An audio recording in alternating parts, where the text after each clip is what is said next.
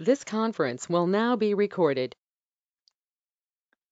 Hi, welcome to How to Sign Your Financial Aid Application. My name is Christina Winstead, and I'm the Assistant Director for Outreach at the Washington Student Achievement Council. I work with the 12th year campaign. Today, we're going to talk about how to sign your financial aid application. This is for both you and, if applicable, your parent. So, we're going to learn about how to sign a FAFSA, how to sign a WAFSA, how parents sign a FAFSA or a WAFSA, help and resources, and of course, your next steps. The reason why this is so important is that if you have an unsigned application, they cannot process it. So if your parent is required, if you are dependent and your parent's required, if neither of those signatures are there, or maybe you're just missing your parent's signature, they can't process it. So we want to make sure, and this is very common to see missing signatures listed. So I want to make sure that you are able to complete your application and get the signatures that are needed on the application for processing. For the WAFSA, you're going to have a signature process that is electronic. So when you complete your application, you're going to enter in your first name, your last name, your password, the city that you're in, and then your current state. That's it. The password is going to be what you used, what you created when you started the WAFSA. That's going to be your signature right there. Then you're going to select a parent to sign the application if applicable. So if you're considered dependent, then they're going to determine who your parent is using the Who is My Parent infographic. We also have a video in this series to determine whose information you need to complete your financial aid application. That is the person who's going to sign your application. So for the WAFSA, you're going to select this little image that looks like a person plus. And what that is you signifying a parent that you want to invite to sign your application. So then you invite that parent by including their name and their email address, and then it emails them the application to sign themselves. And so they're going to sign it the same way, putting their information in. Once that's done, you have completed the application. Now for the FAFSA, you're going to use your FSA ID. So you're going to create your FSA ID before you start the application, and you use the same FSA ID to sign your application. When you're getting ready to complete your application, you'll also enter your FAFSA PIN. So that's going to be it's basically your save key. So it's not a PIN, but a save key that you enter in. It's typically between 4 and 6 digits that you create before you start the application. You're going to enter that in to show that you're the person who started your application. So you're going to need your save key and your FSA ID to sign your application. You're going to enter in your FSA ID, your username. You can use your email address or mobile number if they've been verified. If you did not verify your email address or mobile number, you can't use it here.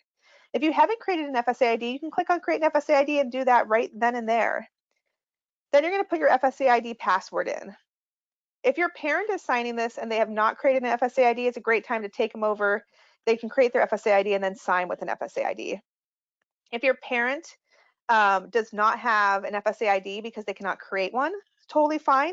You're going to click on uh, other options to sign and submit, and you're going to select signature page. So for student signature, you'll put your information in, and for parent signature, they'll put their information in. It can be either parent that's listed that can sign it. So if your parents are married, or maybe you have a step parent and your parents are remarried, you're going to want to make sure you can use either or parent that is providing the information. Once that's done, it's going to process successfully. So what's going to happen is you're going to submit the application, and then they're going to make sure that it's processed. You're going to make sure you're completing the 2021-2022 FAFSA or WAFSA. This is the year that you're going to be going to college, and it's important that you have the correct year on there. If you're sending a printed signature page, send it as soon as possible. I highly encourage you to send that as soon as you print it up within the next day or two. It's just one of those things that it takes a little time to process, and I want to make sure you have plenty of time to have it processed. If you don't have access to a printer, you can submit without a signature, and they'll send you what's called a student aid report, and you can sign that document and send it back in. If you need more help or have questions, we have a couple options for you. The first option is Otter. It's a texting service that's free for students, and it helps you navigate financial aid.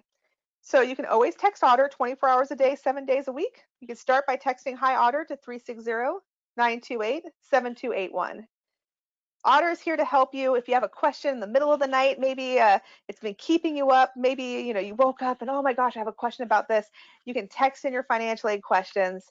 I really love this service because it allows you to get information all throughout the day when you're needing it versus when we are available.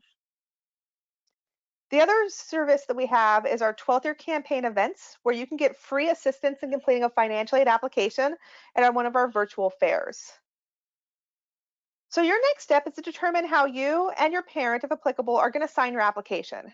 So determine who's going to be signing it and how you're going to sign it. And if you're using a signature page, you're always going to send it in as soon as possible because it'll take a couple weeks for them to process it. Those are your next steps for financial aid.